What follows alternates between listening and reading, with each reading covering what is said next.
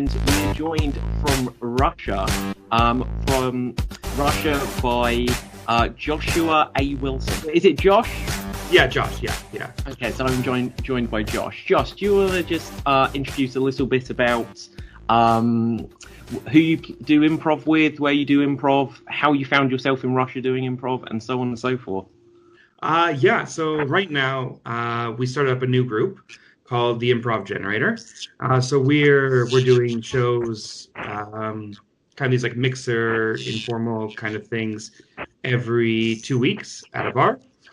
And we also bring foreign improvisers in and do workshops and classes and all sorts of fun stuff. So that's who I'm performing with primarily right now. I have some friends throughout Europe who will do shows with, a duo, or the trio of us, I guess. Two of them are from Riga, and then there's me. And then I have my friend from Barcelona, who's Swedish, who I do a duo with. So lots of different groups I play with throughout Europe and in Moscow. Right. So, and do you live in Russia now? I do, yeah. I've been here for about 5 years. Yeah, and is there much of a improv scene out there? It's growing. The English improv scene is a bit smaller, I would say. There's not a lot of people doing English improv. The Russian scene's a bit bigger. Yeah. But it's growing. It's new. And people are still kind of figuring it out. But yeah. Okay, so like the interesting thing is, do you speak Russian at all? I can get by. I have done some scenes in Russian before, but my Russian is not. I don't. People will talk to me. I don't really understand what's happening. What is the? Okay, so just this is our Russian language lesson. Yeah, this is a Russian. Yeah, Rach is going to be really interested in this. Okay, so how would you? What is the Russian word for improv or improvisation? Improvizacja. Improvizacja. I love it. That wasn't quite as interesting as I thought it would be, actually. Oh, sorry. It's quite like what you'd expect. Say it one more time for us. Improvizacja. Improvizacja. I like it. Okay, and how would you say yes and in Russian, or the equivalent? Sounds good. Could you repeat it? Я не знаю, что может быть. Right. Yeah, I agree. Yeah. Okay, fantastic. Okay, so we'll come back to a bit more chatty stuff, but to begin with, let's get on to our first short form improv game that we're going to play. Perfect. And the first short form improv game that I would like us to play, if you're familiar with it, is a question battle scene. Okay. And so the way this will work, Rach, you can be sort of timekeeper, gatekeeper, whatever. For this. I'll be judging you. You can be the judge. So, Fantastic. Josh, you and I will perform a scene. Everything we say has to be a question. Nothing is allowed to be a statement. So everything we say has to be a question. Okay, we're going to have 2-minute time limit on this scene. Rachel, can you give us a suggestion of a place of work? A dentist. Okay, so we're at a dentist. And everything we say has to be a question. We each have about 5 lives. Whoever has the most lives left at the end, who hasn't made a mistake, then wins. It's a simple enough game. Okay, perfect. We are at the dentist. Rach, tell us when to get going. I'm ready to go. All right. Are you a dentist? Am I wearing the coat? Could you see to my fillings, please? What seems to be the problem? Have you ever seen a gap in a tooth like this? Where did you get this from? Would you believe I stole a set of dentures from an old man? And how did you take that off him? How did you get them from him? Are you familiar with pliers and a crowbar? Is that all it takes? Do you want to hear the rest of the story? Is it related to what we're talking about? What kind of a dentist are you? Can't you see my medical degree on the wall? Is that written in the Russian alphabet? Have you been to Russia before? Would you believe I'm not in a rush to get... Try to do a part, I lose life, definitely. Fair enough. How long will it take to fix... When do you need it done by? Could you do it by this afternoon? Ooh. Well, it Well, depends. How much pain do you want to be in? if I give you 10,000 rubles, could you get it done by 2:30? Oh, what's the exchange rate on that? Is that worth about $7 American? Ooh, I don't know. Have you seen the prices? Okay. Okay. We've reached a 2-minute time limit. I definitely lost a life there. Rachel, did anyone else lose a life? Yeah. No, it's just you who messed up. Just me. Yeah. Oh, fantastic. Oh, dear. I was trying to be too clever with some of my jokes. I was trying to get in there like he's a rushing. I don't know. Yeah. You have to try these things sometimes. Of course, of course. So, Josh, tell us a little bit before we go on to an improv game, which you can play with Rachel. We'll do a Cool. a three-way one. Tell us a little bit about how did you first get into doing improv? What drew you to it? Oh, okay. So way back in the day, my parents were an improv troupe. So I was probably about 14 or 15, and every now and then I'd go to their rehearsals, or they'd have rehearsals at our house. And I just thought it was hilarious, and I loved it. We used to watch on TV. There was like the Improv Championships, Canadian Improv Championships. So we'd watch that as a family. Sorry, was this in Canada then? Yeah. How do the Improv Championships work? It was teams from, I think, different parts of the world. It was international, but I think it's usually Canadian and American. And teams of 4 or 5 would compete, short form games, and they'd have a judge and they have rules, and you have a winner and you have a loser, and you use points and stuff.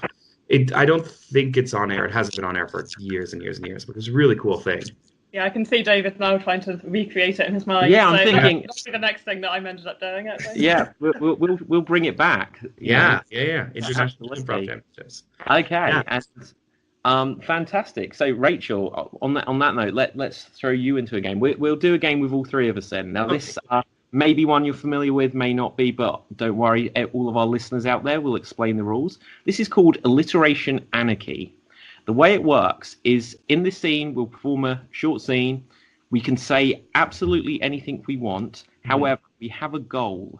We're each going to be assigned a letter from the alphabet. And then as much as possible, we need to try and start as many words that we individually say with the letter that we're assigned with. So if I was assigned the letter B, I'd try to start as many of the words as I say with the letter B. Josh, if you were given the letter J, try to start as many words as the letter J as you can do. So, but you can say anything you want, because if you try to make it only the one letter, which we have tried in the past, it's a bit impossible. It kind of Difficult to get. Yeah. So, Josh. Okay. Can you assign a letter for me? M. M. Letter M. M for mother. Mother. Okay. Rachel, I will give you the letter L. L. Okay. Rachel, you have the letter L. I have the letter M. Rachel, can you assign a letter to Josh, please? T. T. Okay. T. Okay. So, Josh, you can now choose. Where are we? What's the situation?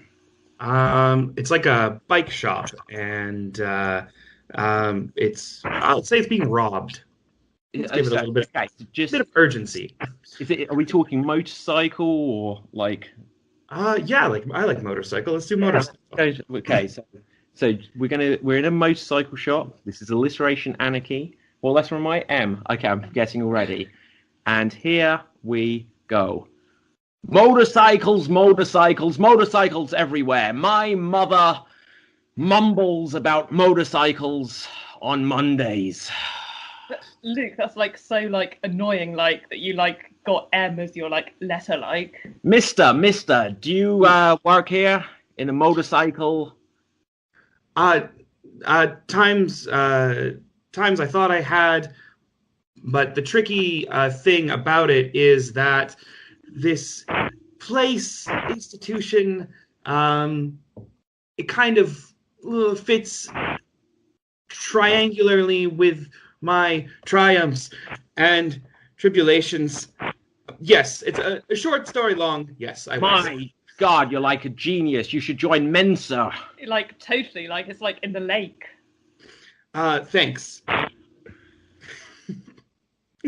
My motor isn't working. It's mumbling and more mucus is emanating from it. Like, My man, what should I do to get it Theoretically, moving? this situation can only be compounded by further troubles. So what you want to do is take the time to assess and flush the transmission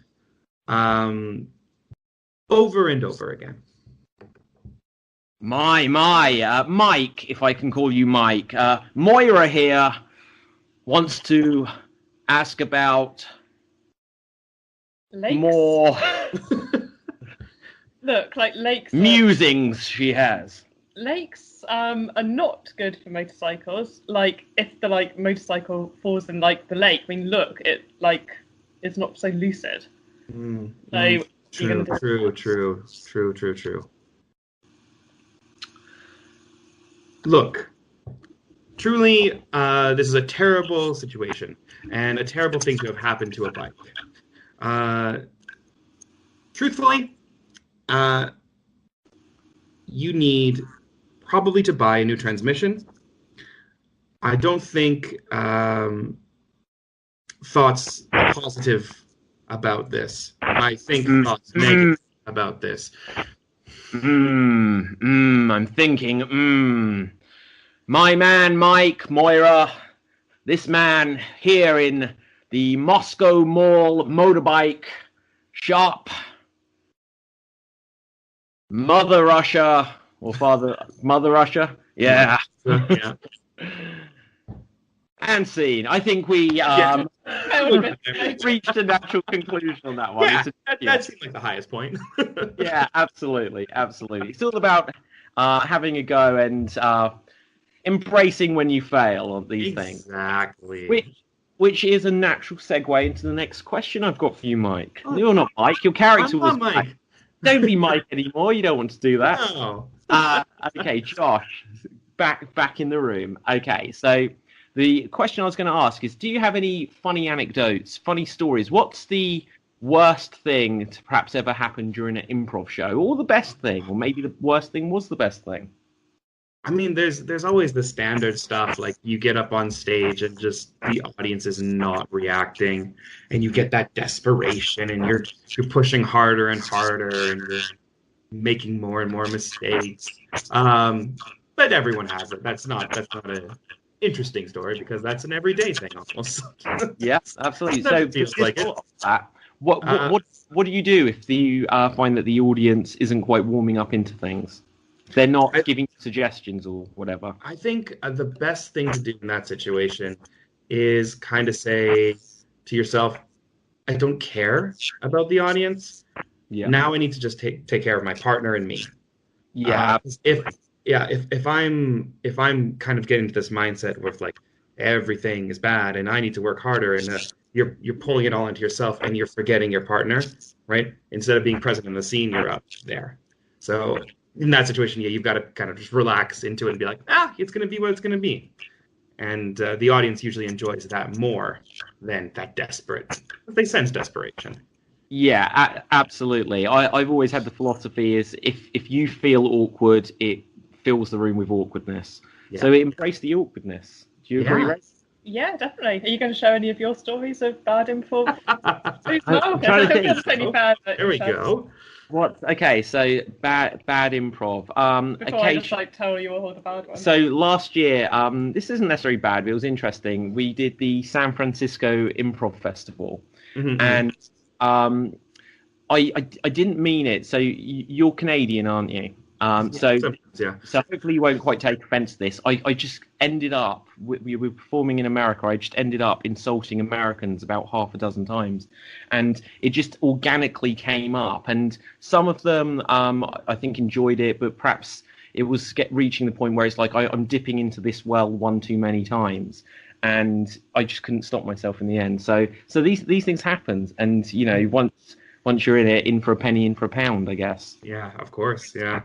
If you're going to insult people once, you might as well insult them Well, 20 times. but like the thing was, I'd ask them for suggestions of fictional characters, and every fictional character they could come up with was an actual president that they'd had. So it was like, do you not understand what fictional means? And things like this. And I'd ask them for letters of the alphabet, and twice in a row they came up with the letter P, and I just didn't think they'd really progressed beyond Sesame Street. And so these jokes came up naturally. I don't normally like to insult the audience, but sometimes it's inevitable. Yeah, sometimes it happens, and you go with the flow. But yeah, it was a good show, though. It was a good show. It was a good show.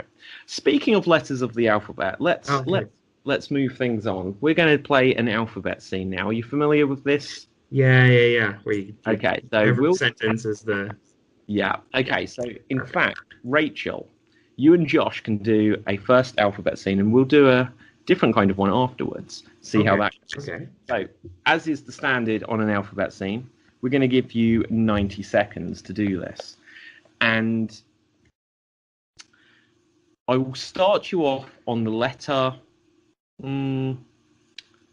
T. So you'll start at the letter T, and then you'll have to go all the way through the alphabet until you get back to the letter T, trying to reach it before 90 seconds is up. All right. And just to give you your scenario, let's say you are in a chocolate factory. Okay? So you are in a chocolate factory. That's not a very original idea, given that my table in front of me is just full of chocolate right now. Well, you use what's in the room. Exactly, right? Yeah. Okay, so you have 90 seconds. If you get desperately stuck on the alphabet, or if you go wrong, I will just call the alphabet out at you. Right? Perfect. Good. Here we go. That chocolate is amazing. You're too kind, but spelt wrong. Very clever. Very clever. W. What's the secret ingredient? What do you think? X-raying the milk before you put it in the chocolate really helps. You're exactly right. You spelled right this time. Zoos use this technique often when making chocolate. Absolutely, you're right on. Exactly right. Beautiful chocolate. You can never get enough. Claire, I know you're just stroking my ego. But I really appreciate it. Don't we all enjoy our egos being stroked? Every day. Forevermore. Good. Well, now that that's out of the way, can we get down to business? How do you propose doing that? I don't know. Maybe with a little bit of chocolate? Jumping jelly beans? Kay, if that's what you want. Look, everyone loves jelly beans and chocolate. Maybe I was thinking more, something else. 4. No, jelly 3. beans is the way to go. Oh, and we've run out of time. We didn't quite get there, but well done, guys. That was a good scene. I enjoyed that. So, how was that for you, Josh? Good. It's hard. The end of the alphabet is always harder than the beginning of the alphabet for me. Yeah, no, I completely agree. Well, yeah, you got like the X's, Z's, V's, all the words that no one actually uses. Yeah, very true. How was it for you, Rachel? Yeah, it was good. Yeah, I don't think X-raying chocolate really will help in real life. I don't know. Sometimes that's how these ideas are come up with. Yeah. Okay, so, Josh, yeah. Are you prepared to be thrown a little bit into the further of the deep end here? All right, let's do it. Let's do it. Okay, so as the title of the show goes, this is Extreme Improv, and one of the things we do with Extreme Improv is we push things to be more difficult and more extreme. And so we do a reverse alphabet scene. And so the alphabet will now go in reverse. So, Rach, you can choose where we are. Perhaps give us a suggestion of a well-known film. Mine's gone blank. Romeo and Juliet. Romeo and Juliet. Nice romantic scene for the two. Okay, so Romeo and Juliet is going to be a reverse alphabet scene. Can I have a suggestion of a letter of the alphabet, Rachel? J. So we're going to start at J and try to move backwards. Okay, let's do it. Rachel, you may need to prompt us a lot. Rachel, tell us when we're ready to go. Yeah, you're ready? And go. Juliet! I don't know what to tell you, Romeo. I think I want to leave. How? I just got here. Get off of my balcony. It belongs to me. You're not to be here. For God's sake. Every time I look at the sunset across the way, I think of your smile. Don't change the subject. Calm down and talk to me like a sensible person, Romeo. Before I calm down, I think we need to address the elephant in the room. And what elephant is that exactly, Romeo? Zebra 1. You know about Zebra 1? Exactly. But spelt wrong. Well, Lady Capulet will hear about that. Well, that's not good. No. Letter. V. V, is it? V? Very well, then. Underneath an apple tree tomorrow morning, meet me there and we can take poison together. Truly, that is what I want. Simply, that is what I want. Oh, time wow. We ended on S both times, though. Yeah, oh, that's a weird coincidence. Yeah. Yeah, well, I think we were filling the room with such amazing Shakespearean language that, you know. We couldn't go further. Exactly. We could not take that further. So, Josh, just to hear a little bit more about you and your improv and stuff. You want to do alphabet scenes? Okay, I'll just sing it. Okay, We're doing this over Skype, right? Yes. This is all acknowledged. Yeah. We have a keyboard in front of us. Yeah. This will be the only time in history I'd be able to do the QWERTY alphabet scene. Yeah, but we won't do that to Josh. So what we'll normally do on a live show... There, so just put it out there. Rachel, I'd be willing to do it this time. That would be cheating. This so for our listeners at home, and also for you, Josh, we do a QWERTY alphabet scene where it follows the QWERTY alphabet. So like you get on a keyboard, which is like the most extreme version of the game we do. But I wasn't going to throw you in that much of a... Yeah. Well, it probably would have been easier, like Rachel said. It's right in front of us. Yeah, and I hadn't even thought of that as being a possibility. So now, like in the future, when people listen to the podcast, they'll just think everyone's cheating, looking at their keyboards. So thanks, Rach. Okay, but so I was gonna just come back on to find out a little bit more. What's For lots of people that listen to the show are interested in perhaps getting into improv or joining improv troops and stuff, what's some advice that you'd give to people who perhaps haven't done so much improv, or what's something you have learned about improv that you find really useful? I would say the best advice is just do it. One of the first things I was ever taught about improv was don't think, just jump. So don't take a moment and just do. So if you've ever been thinking about doing improv, just do it. Now's the time. There's no other time than right now. If you want to grow as an improviser, if you want to get better, perform a lot, make lots of mistakes, take workshops, be on a team, get coached, learn from other people. But yeah, just get out there and do it. Yeah. That's yeah. And for you, Josh, do you do more short form, more long form, any other formats? Right now, more long form, but I was brought up on short form, if that makes sense. Yeah, absolutely. Yeah. I think a lot of people start with short form and progress. Definitely. They're like, how can I take this idea and turn it into a whole story, a whole play, or what have you? Yeah. Members of us sticking form. Rachel's insulting me here, Yeah. but I started with short form. I've done a lot of long form, but Extreme Improv at the moment, we're doing a lot of short form. But for those listening out there, we will be doing some long form stuff in the near future. So That's exciting announcement. That is an exciting little teaser. Okay, so at this part of the show, Josh, I'd like to ask, do you have a favourite short form game yourself, perhaps one that we can try playing now? Just so it's not always me throwing you in the deep end. It would be very difficult to play, but I love what do you call it? There's so many different names for so many different games. Yeah. But the idea is you have the two improvisers doing a scene. Two improvisers are out in the wings. They come in, and you have 10 words to give them to recreate the exact same scene. And then there's two other improvisers waiting. They come in, and then they have 10 syllables to recreate the exact same scene.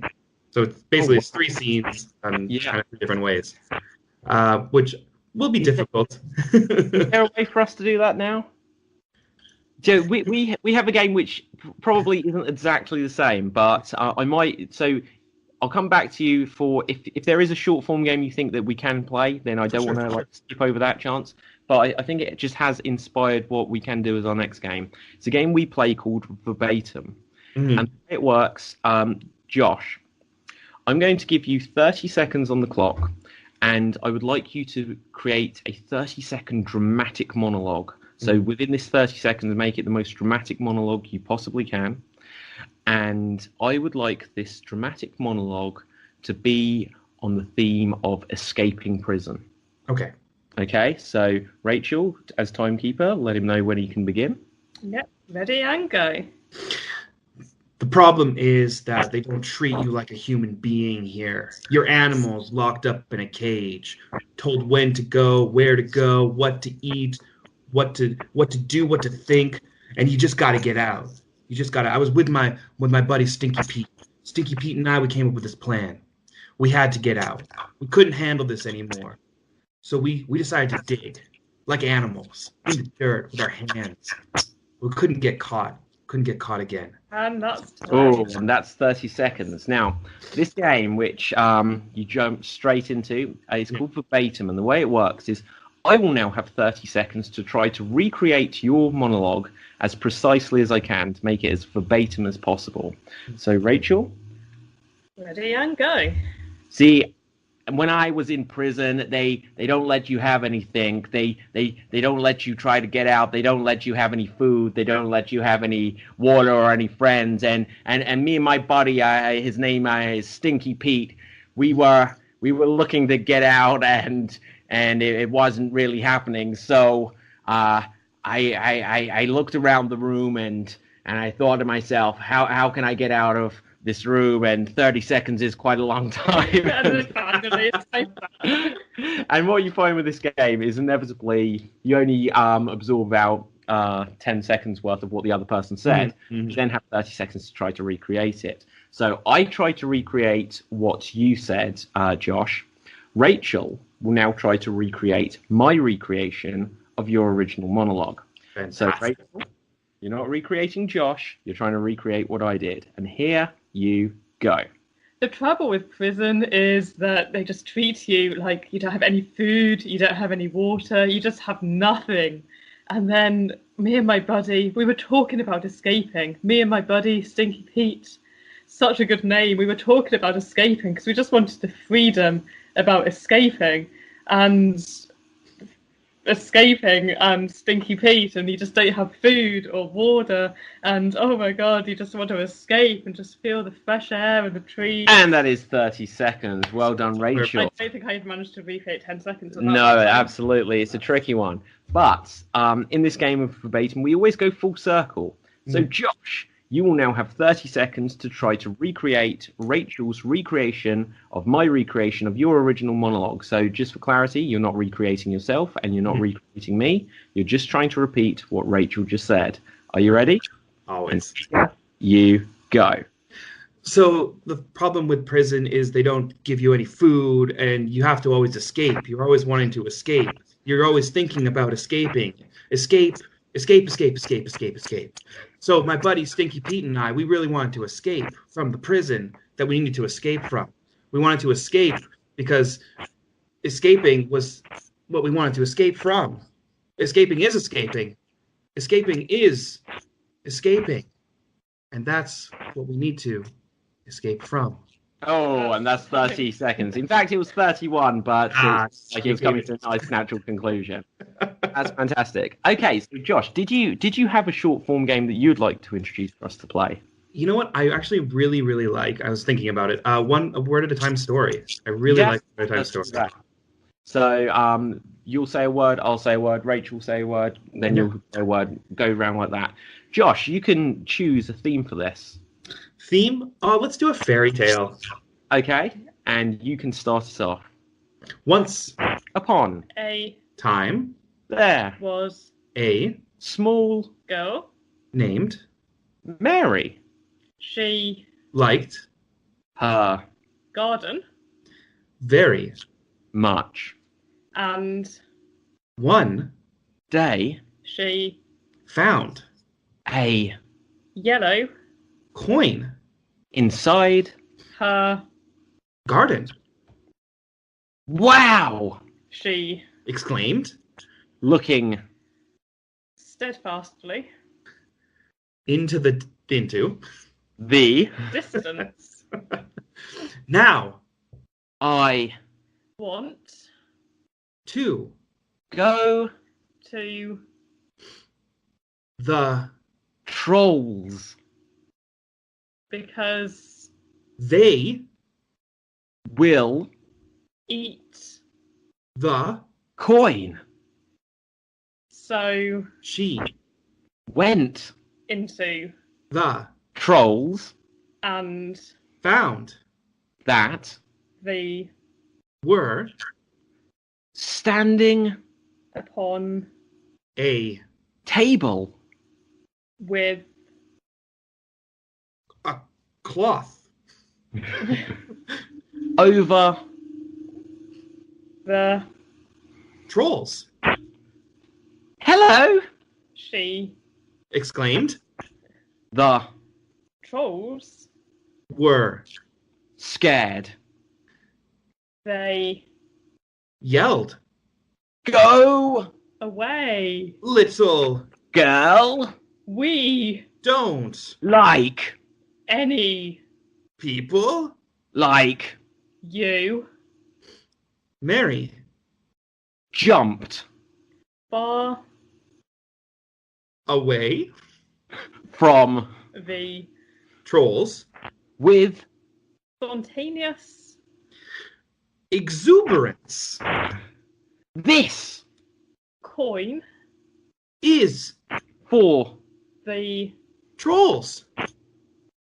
gasped Mary The trolls still were staring at the coin but suddenly the coin changed into a troll. whoops I Said how did I think that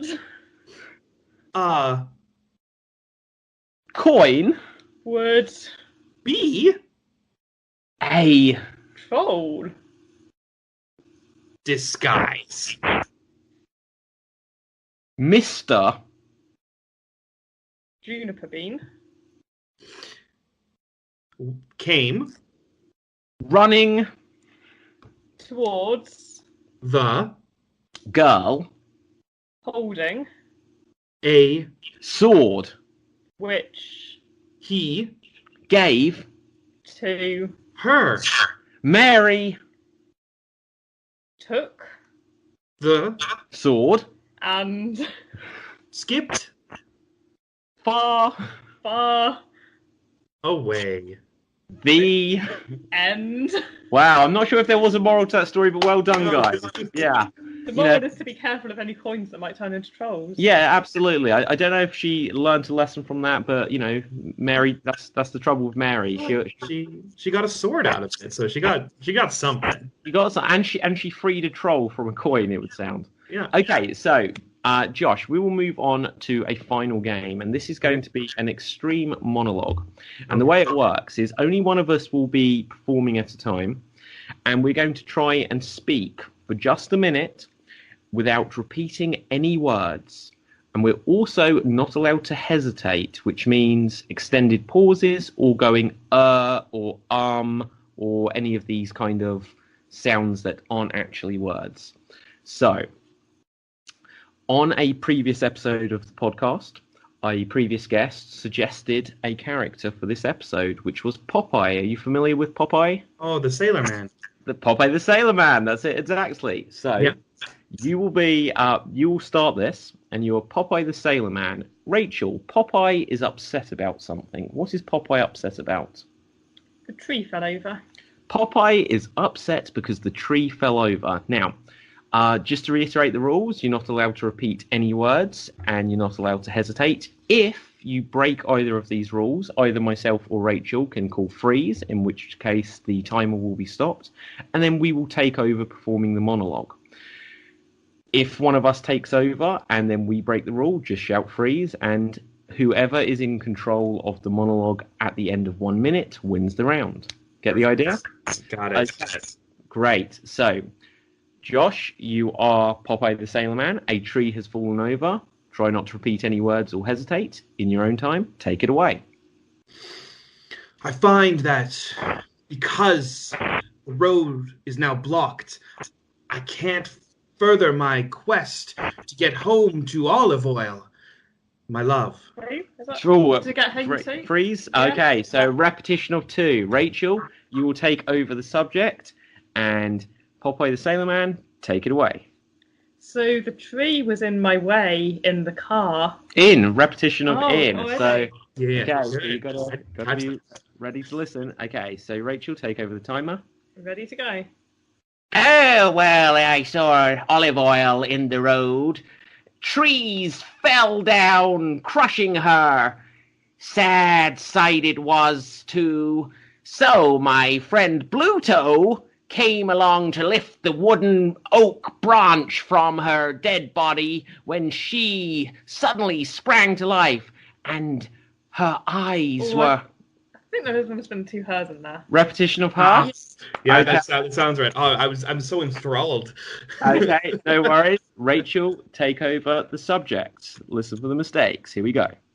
She saw the tree in the road on verge of falling, and Popeye with spinach could not do anything about it. And that is 1 minute. So There we Rachel go. won that round. I'm not Well sure that done. entirely made sense, but No, these things, they often don't make sense, but that's improv for you. That's it, Okay, so I think that will be like you've been a fantastic guest. So I think that will wrap after that game. But just for a couple last bits. First of all, Josh, could you suggest a character from fiction for the guest of the next show to play as? Let's do, I guess, someone we should all know, eh? Let's do Sherlock Holmes. Sherlock Holmes, great choice. So we will get Sherlock Holmes as the next guest. So, Josh, first of all, do you want to tell us about where we can find you? If it's your improv groups, or not literally find you. We're not trying to track you down the street. Yeah, I mean, some Good people luck. may... I'm in Russia. Yeah, absolutely. But if you're on social media, or if you work with an improv group and you want to give a shout out to them, a plug or what have you, let us know. So you can find me on Facebook just under my name, Josh Wilson. Or you can also follow the Improv Generator. Yeah. At the Improv Generator. Hashtag the Improv Generator. All that fun stuff. Just to kind of see what we're up to and what I'm doing. It's usually where I post all my stuff. So yeah, come on, subscribe, follow us, like us. Okay, and just a tiny bit more about the Improv Generator. So when do you have shows? Where do you guys perform, and what kind of show is it? So we have our fortnightly kind of improv family dinner, we call it, which is a kind of informal. We invite other groups in Moscow. It's in English and in Russian, so whatever the group wants to form in, what language. And that's every second Tuesday. So our next one is going to be, a little bit later, March 5th, and then March 19th. We are also, so that's regularly. Yeah. And we also have sporadically shows about once a month, different venues. And the shows we do, primarily long form, but whatever team comes in, they bring their own. And we also do mixers, so anyone can sign up and jump in and do a couple scenes or play a couple games. Right. Yeah. No, it sounds good. Well, fantastic. Josh, it's been an absolute pleasure having you on the show today, and I would certainly like to get you back on the show in the future as well. It's been a lot of fun. Definitely. Great. So thank you very much. Just to do the wrap up on the show, just to say the boring pluggy bit from my end. This has been the Extreme Improv Podcast. The guests today have been Josh Wilson, Rachel Jayne, myself, David Pustansky. You can follow me on Facebook and Twitter just by looking up David Pustansky. For those who, that's actually a Russian name. So how about there you go. Yeah, there you go. It's Pustansky. I know that like distant family members spelled it with a J and all kinds of weird stuff in the middle, but we simplified it. We keep things simple. We did indeed. And so for Extreme Improv, you can find us on Twitter at Extreme Impro without the V on the end because someone else has nabbed that one. But you can find us on Instagram and Facebook at Extreme Improv, and all of our social media links are at www.extremeimprov.co.uk. This has been the Extreme Improv Podcast, which is available on iTunes, Spotify, Podbean, Google Play Music, currently only in America, which is a bit weird, and all these other platforms. It'll probably, when you're listening to this in a year's time, everyone, it'll be available on Google Music in Moscow and in the UK and everywhere else. Throughout the world. Absolutely, Josh. So that's us signing off. Anything last you'd like to say, Rachel? Can we do a show in Moscow? Yeah, we'll have to get over to Moscow. We will come on in. Yeah, definitely. Anytime. We'll arrange something. Absolutely. Well, we will be in touch. Literally, we do have shows we've got shows coming up in Alaska and the United States, and we might have other stuff, other parts of the world. So we do try to get all over the place. But yeah, great. Yep, sounds good. Any last final thoughts you want to impart on anyone, Josh? Again, just going back to what I said earlier, do improv. Watch improv. It's such a great community. It's such a great thing. It's brought so much joy into my life. I'm sure it'll bring so much joy into your life. To quote Jay Suko, the world would be a better place if everyone did improv or took an improv class. So yeah, just do improv. Have a great time doing it. Couldn't have put it better myself. So guys, until next time, this is the Extreme Improv Podcast. Thank you very much and goodbye.